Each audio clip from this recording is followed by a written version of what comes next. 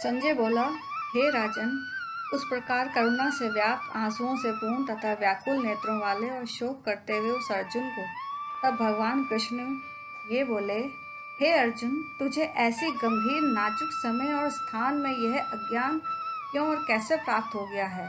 क्योंकि ना तो श्रेष्ठ मनुष्यों द्वारा यह आचरित है, ना स्वर्ग को देने वाला है और ना ही यह यश करने वाला है। हे अर्जुन, नपुंसकता को ना प्राप्त हो, तुझे यह शोभा नहीं देता। हे शत्रुओं को संताप पहुंचाने वाले, अपने मन की तुच्छ दुर्बलता को छोड़कर युद्ध के लिए खड़ा हो जा। अर्जुन ने कहा, हे मधु राक्षस को मारने वाले, मैं युद्ध में किस प्रकार बाणों से भीष्म पितामह और द्रोणाचार्य के विरुद्ध लड़ूंगा। हे वैरियों का संहार करने वाले कृष्ण, वे दोनों ही मेरे पूजनीय हैं। उन्हें मारने की अपेक्षा तो मैं भिक्षा का अन्न भी खाना अधिक अच्छा समझता हूँ। उनके मारने से मेरे सांसारिक सुख मानो उनके ही रक्त से रंग जाएंगे और मैं जीते जी नरक में पड़ जाऊंगा। और फिर हम यह भी नहीं जानते कि इन दोनों बातों में से कौन सी बात हमारे लिए श्रेष्ठ है, हम उन्हें जीतें अथवा वे हमें जीतें। क्योंकि जिनको मार कर हम जीना भी नहीं चाहते, वे ही हमारे अपने भाई हमारे सामने मुकाबलों में खड़े हैं। दीनता के दोष से जिसकी क्षत्रिय प्रकृति नष्ट सी हो गई है और अपने कर्तव्य के बारे में जिसकी बुद्धि डांवाडोल हो रही है, ऐसा मैं आपसे प्रार्थना करता हूँ कि जो मार्ग मेरे लिए कल्याणकारी हो उसे निश्चित रूप से बताएं। मैं तो आपका शिष्य हूँ, आपकी शरण में आए हुए मुझको शिक्षा दीजिए। निसंदेह सारी पृथ्वी के निष्कंटक व धन धान्य संपन्न राज्य को तथा देवताओं पर प्रभुत्व प्राप्त कर लेने पर भी मैं किसी ऐसे उपाय को नहीं देख पाता हूँ जो इंद्रियों के सुखाने वाले मेरे इस शोक को दूर कर सके। संजय बोला, निद्रा को जीतने वाला तथा शत्रुओं को नष्ट कर देने वाले अर्जुन, इंद्रियों के स्वामी अंतर्यामी श्री कृष्ण को इस प्रकार कहकर और फिर उन्हीं श्री कृष्ण को मैं युद्ध नहीं करूंगा ऐसा स्पष्ट बताकर चुप हो गया। हे भरतवंशी, श्री कृष्ण ने उन दोनों सेनाओं के बीच में शोक करते हुए उस अर्जुन को हंसते हुए कहा, हे अर्जुन, जिनके लिए शोक नहीं करना चाहिए तो उनके लिए शोक कर रहा है। फिर भी तू बुद्धिमता के से वचन कह रहा है, किंतु वास्तविक बुद्धिमान आदमी ना तो जिनके प्राण चले जाते हैं उन मृतकों के लिए और ना ही जिनके प्राण अभी नहीं गए हैं उन जीवितों के लिए शोक किया करते हैं। ना तो ऐसा ही है कि मैं कभी किसी काल में नहीं था या तू नहीं था अथवा ये राजा लोग नहीं थे, और ना ही ऐसा है कि इससे आगे हम सब नहीं होंगे। गीता का आधार विचार कहता है कि शरीर मरता है, आत्मा नहीं। वर्तमान शरीरों की उत्पत्ति से पहले भी हम सब थे और इसके नाश के बाद भी रहेंगे। इन सब में किसी का भी किसी काल में अभाव नहीं हुआ, क्योंकि शरीर के नाश से आत्मा का नाश नहीं होता। अतः शरीर के नाश की आशंका से स्वजनों के लिए शोक करना उचित नहीं। यही भगवान का अर्जुन को कहने का आशय है। जैसे जीवात्मा के इस शरीर में बचपन, जवानी और बुढ़ापा रूपी अवस्थाएं होती हैं, वैसे ही अन्य शरीर की प्राप्ति होती है। उस विषय में धीर पुरुष मोहित नहीं होता। कृष्ण कहते हैं, हे कुंती पुत्र, सर्दी, गर्मी और सुख दुख के इंद्रियों के अपने विषयों के साथ संयोग से उत्पन्न होते हैं। उनका आदि एवं अंत होता है तथा वे अस्थायी होते हैं। हे भरतवर्षी अर्जुन, उन्हें धैर्य पूर्वक सहन कर, क्योंकि हे पुरुषश्रेष्ठ अर्जुन, दुख सुख को समान समझने वाले और शोक शोकाद हर्ष द्वंद्वों में अभेद बुद्धि जिस व्यक्ति को ये इंद्रिय विषय संयोग व्याकुल नहीं करते, वह ही मोक्ष के योग्य होता है। यह निर्विवाद है कि संसार और ईश्वर दोनों एक साथ साधक में नहीं रह सकते। यदि संसार है तो ईश्वर नहीं, और ईश्वर है तो संसार नहीं। जितना संसार से दूर उतना ईश्वर के पास, और जितना संसार के पास उतना ईश्वर से दूर। इसलिए हे अर्जुन, अभ्यास कर और अभ्यास कर और इंद्रियों तथा विषयों के संपर्क से अन्य विकारों को जीतकर अपने गंतव्य मोक्ष की ओर कदम बढ़ा। असत वस्तु की सत्ता नहीं है और सत का अभाव नहीं है। इन दोनों ही का तत्व ज्ञानी पुरुषों द्वारा इसी प्रकार देखा गया है।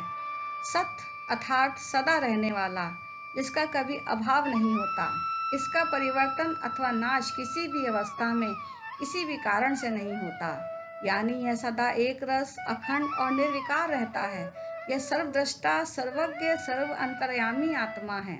इसके विपरीत अनित्य का अभिप्राय असत से है, अर्थात जो वस्तु सदा नहीं रहती, जिसका सर्वदा विद्यमान रहना संभव नहीं, इसका परिवर्तन अथवा नाश कभी भी हो सकता है, अर्थात यह नितांत क्षणभंगुर, अस्थायी और विकारशील है, जो कि ये शरीर है। भगवान कृष्ण ने यह दिखलाया है कि जब यह बात सिद्ध हो चुकी है कि शरीर नाशवान है, उनका नाश अनिवार्य है और आत्मा नित्य है, उसका कभी नाश नहीं होता, तब युद्ध में किंचित मात्र भी शोक का कोई कारण नहीं है। अतः अर्जुन, अब तुझे युद्ध करने में किसी तरह की आनाकानी नहीं करनी चाहिए। जो इस आत्मा को मारने वाला समझता है तथा जो इसको मरा हुआ समझता है, वे दोनों ही नहीं जानते कि यह आत्मा ना तो किसी को मारता है और ना ही किसी के द्वारा मारा जाता है। यह एनम वेत्ति हंतारम यश्च जैनम मन्यते हतम वह तो न विजानितो न अयम हंति न हन्यते।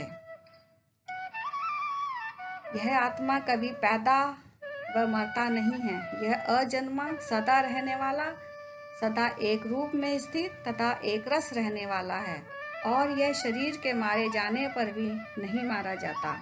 न जायते म्रियते वा कदाचिन्नायनं भूत्वा भवित्वा वा न भूयः अजो नित्य शाश्वतो अयम पुराणो न हन्यते हन्यमान शरीरे। हे प्रथापुत्र अर्जुन, जो आदमी इस आत्मा को नाश रहित, सदा रहने वाला, अजन्मा और निर्विकार जानता है, वह कैसे किसको मरवाता है और कैसे किसको मारता है। आत्मा ना तो किसी को मारता है और ना किसी से मारा जाता है। जिस ज्ञानी पुरुष ने आत्मा के स्वरूप को ठीक ठीक समझ लिया, वह अजन्मा, अविनाशी व अनित्य है, तो वह भले कैसे सोच सकता है कि वह किसी को मारता है अथवा किसी को मरवाता है। उसके ज्ञान में तो सर्वत्र एक ही आत्म तत्व है, अर्थात सब जीवों में एक ही आत्मा विद्यमान है, जो न मरता है और न मारा जा सकता है, ना किसी को मार सकता है और ना ही किसी को मरवा सकता है। अतः ये मरना, मारना और मरवाना आदि सब कुछ अज्ञान के कारण ही आत्मा में मान लिए जाते हैं। वास्तव में आत्मा का इनके साथ कोई संबंध नहीं। जैसे मनुष्य पुराने वस्त्रों को छोड़कर दूसरे नए वस्त्रों को धारण करता है, वैसे ही जीवात्मा पुराने शरीरों को छोड़कर दूसरे नए शरीरों को प्राप्त होता है। आत्मा नित्य और अविनाशी है, उसका कभी नाश नहीं हो सकता, इसलिए उसके निमित्त शोक करना अनुचित है। और शरीर के विषय में कहा गया था कि वह अनित्य और नाशवान है, उसका नाश होना अवश्यम भावी है, अतः उसके लिए शोक करना अनुचित है।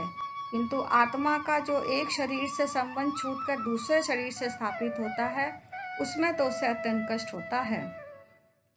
इस प्रकार का नया संबंध स्थापित करने में केवल अज्ञानी को ही दुख होता है, विवेकी को नहीं। माता बालक के पुराने गंदे कपड़े उतारती है और नए पहनाती है तो वह रोता है, परंतु माता उसके रोने की परवाह न करके उसके हित के लिए कपड़े बदल ही देती है। उसी प्रकार भगवान भी जीव के हित के लिए उसके रोने की कोई परवाह किए बिना उसकी देह को बदल देते हैं।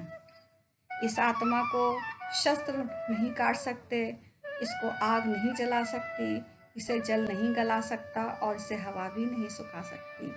ना नैनम छिदन्ति शत्राणि न नैनम दहति पावकः न च अन्नं कलादन्त्यापो न शोषयति मारुतः। इस सब का उद्देश्य अर्जुन को यह समझाना है कि आत्मा के विनाश की आशंका से उसका शोक करना सर्वथा अनुचित है, क्योंकि कोई भी शक्ति उसको नष्ट नहीं कर सकती। यह आत्मा नहीं काटा जा सकता है, नहीं जलाया जा सकता, ना गलाया जा सकता है और ना ही सुखाया जा सकता है। और यह आत्मा नाश रहित, सर्वव्यापी, नहीं हिलने वाला, एक ही जगह स्थिर और सदा से रहने वाला है।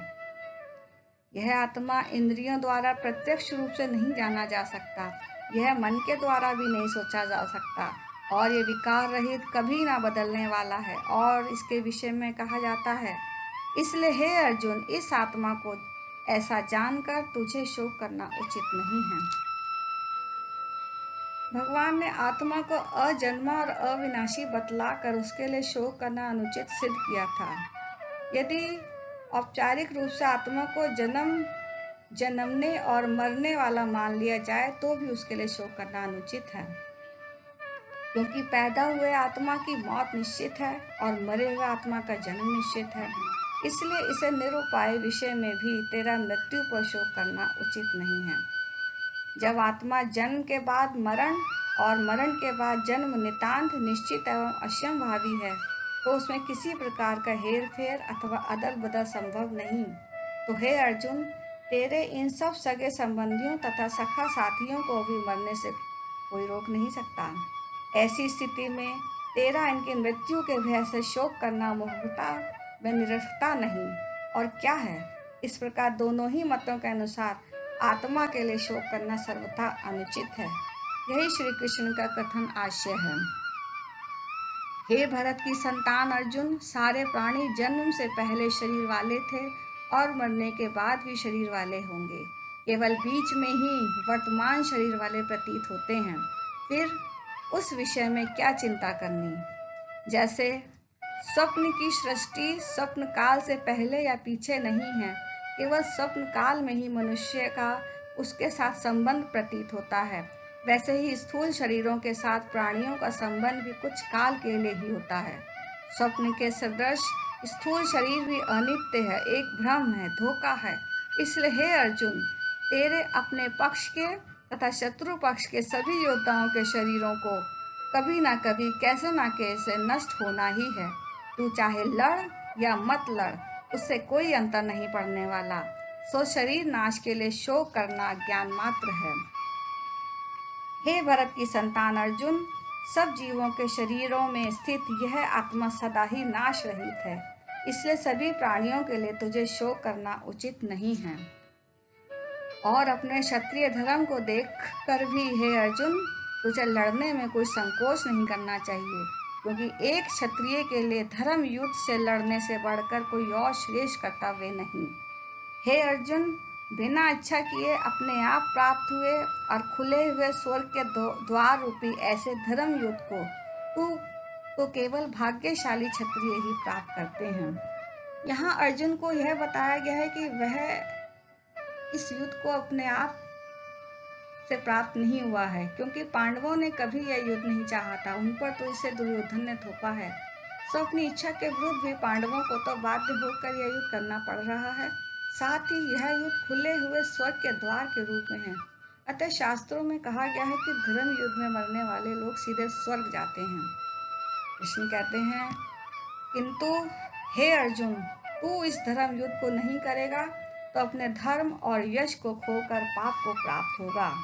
अतः सब लोग तेरी कभी न नष्ट होने वाली निंदा भी करेंगे और निसंदेह सम्मानित व्यक्ति के लिए बुराई उसकी मृत्यु से भी बढ़कर होती है।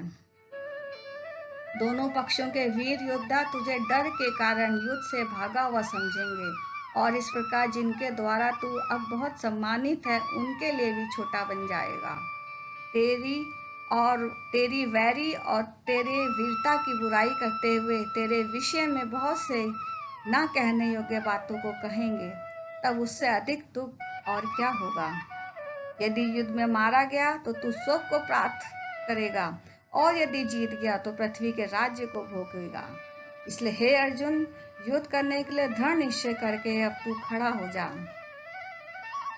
सुख दुख लाभ हानि तथा हार जीत को एक जैसा समझकर फिर तू युद्ध के लिए तैयार हो जा।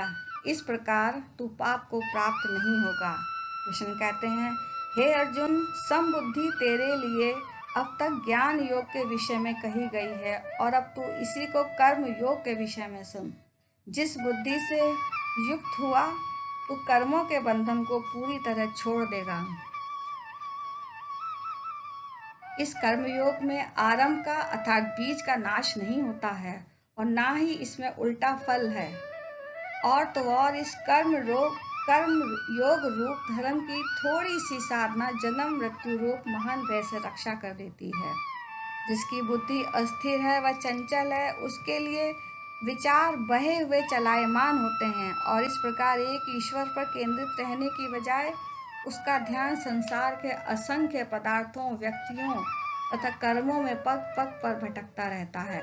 परिणाम स्वरूप इस प्रकार की अनिश्चयात्मक बुद्धि एक कर्म योगी साधना मार्ग में भीषण रुकावट बन जाती है। हे अर्जुन, ऐसे मनुष्यों की बुद्धि परमात्मा के ध्यान में स्थिर नहीं हो पाती, जो विषयों के आनंद एवं सांसारिक चमक दमक में फंसे हुए हैं तथा जिनका मन ऐसे अविवेकी जनों के फूलों की तरह केवल सुंदर अर्थात दिखाऊ या लच्छेदार वाणी से हर लिया जाता है, जो वेदों के वाक्यों ही में प्रीति रखते हैं और कहते हैं कि ऐसी वेद वाक्यों से बढ़कर अन्य कुछ नहीं है, जो विषय वासना युक्त हैं, जो स्वर्ग को परम लक्ष्य मानते हैं और जिनकी यह वाणी जन्म रूपी कर्मफल को देने वाली है और भोग तथा ऐश्वर्य की प्राप्ति के लिए नाना प्रकार की बहुत सी क्रियाओं का वर्णन करने वाली है। कृष्ण कहते हैं, हे अर्जुन, चारों वेद तीनों गुणों के कार्य रूप संसार की चर्चा करने वाले हैं। अतः तू तीनों गुण के कार्य व दुष्प्रभावों से रहित, सुख दुख आदि के जोड़ों से अप्रभावित, नित्य वस्तु में स्थित, प्राप्ति तथा रक्षा के विचारों से युक्त और सदा आत्मा में लीन रहने वाला आत्मपरायण बन। अर्जुन को यह बतलाने के बाद कि भोग और ऐश्वर्य में आसक्त सकाम मनुष्य की बुद्धि ईश्वर ध्यान में स्थिर नहीं हो सकती, भगवान उसे अब आसक्ति से रहित होकर संभाव एवं निष्काम बनने के लिए कर्मयोग के पथ पर चलने हेतु कहते हैं। सब और उमड़ते हुए बाढ़ के पानी के होने पर एक व्यक्ति के लिए जितना प्रयोजन एक जलाशय से होता है, उतना ही प्रयोजन ब्रह्म को भली भांति जानने वाले परम ज्ञानी का सारे वेदों से रह जाता है। कर्मण्येवाधिकारस्ते मां फलेषु कदाचन मां कर्मफल हेतु भूर्मा ते संगो अस्तु कर्माणि। हे अर्जुन, तेरा कर्म करने में ही अधिकार है, उसके फलों में कभी नहीं, इसलिए तू कर्मों के फल का कारण मत हो। तेरे कर्म ना करने में भी आसक्ति नहीं होनी चाहिए। ये कहते हैं, हे अर्जुन, तेरा कर्तव्य केवल काम करने का है, ना कि उसके परिणाम, सफलता व विफलता के बारे में सोचने का, क्योंकि यह अधिकार तो ईश्वर का है। और फिर तुझे हर काम इच्छा व स्वार्थ से प्रेरित हुए बिना ही करना है। अतः किसी कामना से किया हुआ काम अपना फल पैदा कर देता है, जो भाग्य तथा संसार बंधन का कारण होता है। इसका अर्थ यह भी नहीं कि तू काम करना ही बंद कर दे, क्योंकि ऐसा तू चाहते हुए भी नहीं कर सकता। प्रकृति अपने आप ही तुझसे काम करवा लेगी, और कुछ नहीं तो जीवित रहने के लिए सांस तो लेना ही पड़ेगा।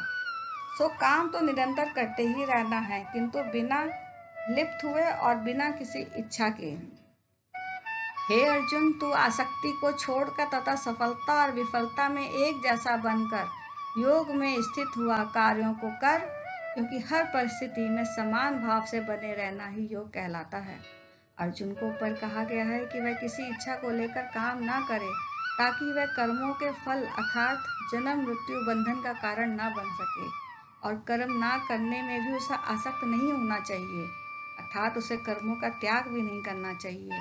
यहाँ उसे बताया जाता है कि वह कर्म किस प्रकार करे।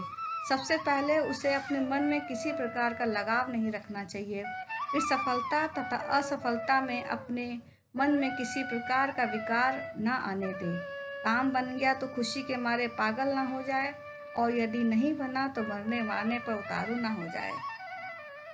कृष्ण कहते हैं, हे अर्जुन, इस सम तत्व रूप बुद्धि योग से कर्म अत्यंत ही निम्न श्रेणी का है, इसलिए तू सम तत्व बुद्धि में ही शरण ढूंढ, क्योंकि फल का कारण बनने वाले दया के पात्र हैं।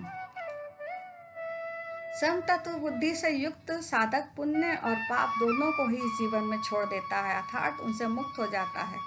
इसलिए हे अर्जुन, तू सम तत्व रूप योग के लिए ही अपने आप को लगा दे। यह सम तत्व रूप योग ही कर्मों में कुशलता है, अर्थात कर्म बंधन से छूटने का सहज उपाय है। वे कहते हैं, ऐसा साधक अपने जीवन काल में समस्त पाप पुण्यों को छोड़कर अपने निष्ठेय कर्मों से मुक्त हो जाता है। कारण, बिना किसी इच्छा व स्वार्थ के किए हुए होने की वजह से कर्म कोई फल व परिणाम पैदा करने में सर्वथा असमर्थ होते हैं, जिससे नया कर्मफल उसका कोई बन नहीं पाता और पुराने संचित कर्मफलों का क्षय होता रहता है। इस प्रकार अपने समस्त कर्म विलीन हो जाते हैं और पुनर्जन्म आदि कर्मफल मिलने का कोई प्रश्न ही नहीं उठता, क्योंकि समतत्व बुद्धि से युक्त ज्ञानी जन कर्मों से उत्पन्न होने वाले फल को छोड़कर जन्म रूपी बंधन से मुक्त हो निर्विकार परमधाम को चले जाते हैं। जब तेरी बुद्धि मोह रूप दलदल को भली भांति पार कर जाएगी, तब तो सुनी हुई और सुनी जाने वाली सभी बातों से वैराग्य को प्राप्त होगा। इस पर अर्जुन को यह जिज्ञासा हो सकती है कि उस परम पद की प्राप्ति उसे कब और कैसे होगी। भली भांति के अनेक सिद्धांतों को सुनने से विचलित हुई तेरी बुद्धि जब परमात्मा के स्वरूप में अडिग और स्थिर होकर ठहर जाएगी, तब तू समतत्व रूप योग को प्राप्त हो जाएगा। अर्जुन ने कहा, हे कृष्ण, समाधि में स्थिर बुद्धि वाले पुरुष के क्या लक्षण हैं? वह स्थिर बुद्धि पुरुष कैसे बोलता है, कैसे बैठता है और कैसे चलता है?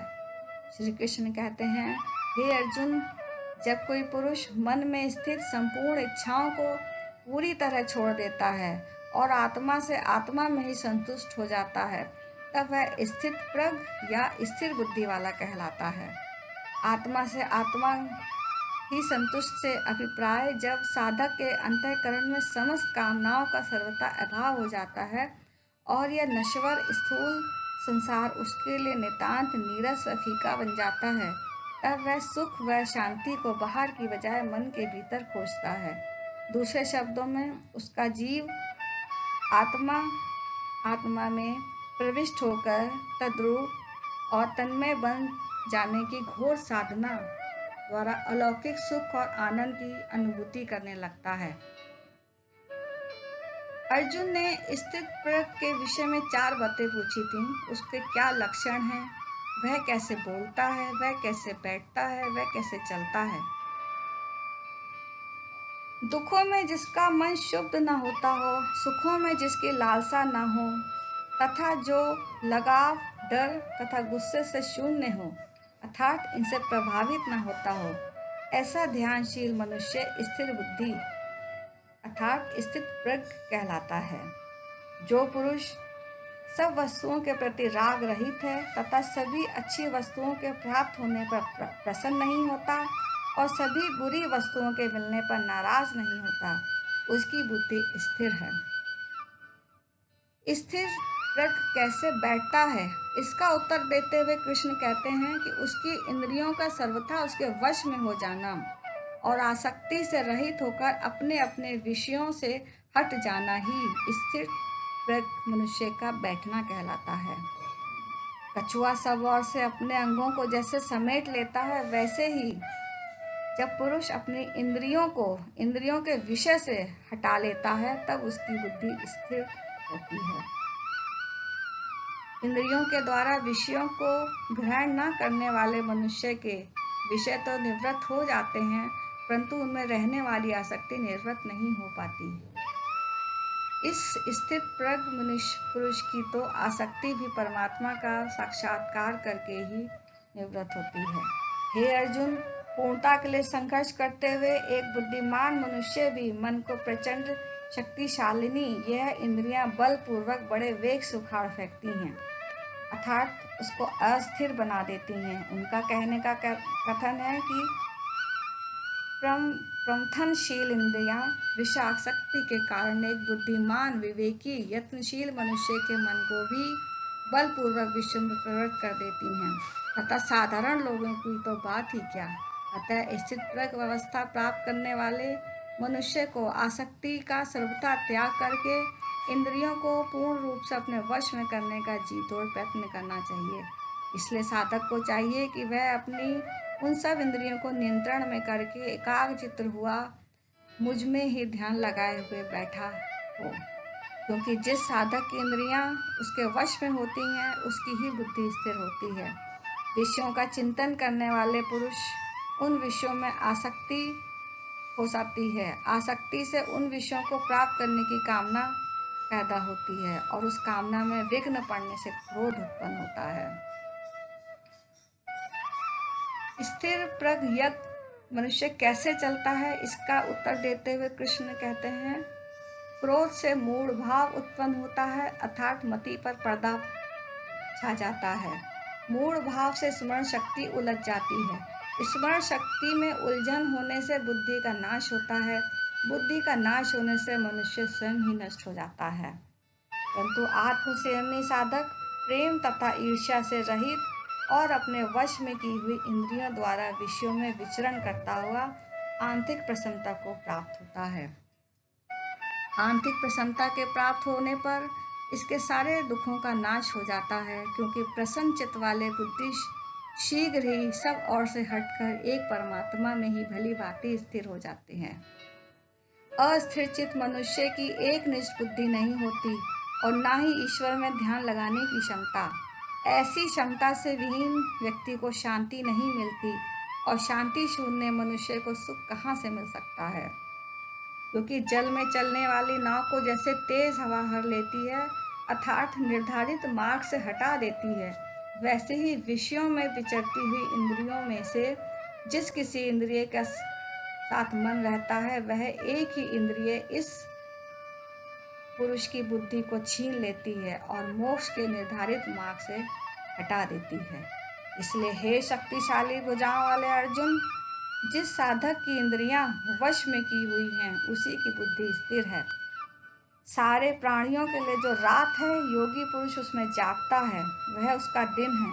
और जिस समय जब सारे अन्य प्राणी जागते हैं तत्व को जानने वाले योगी पुरुष की तब रात होती है।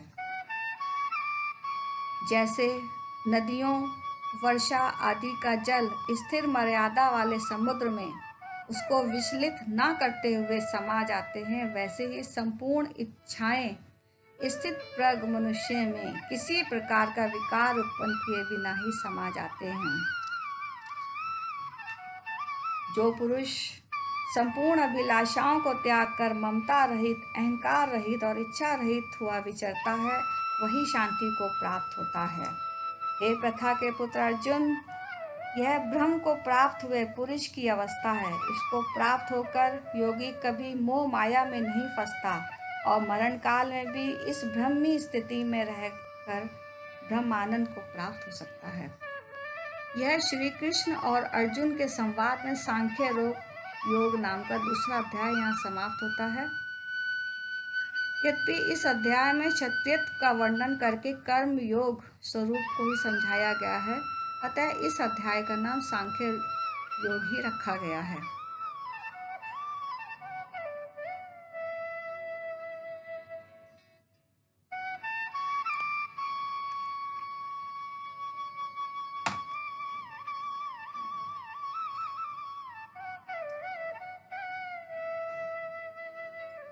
संजय बोला, हे राजन,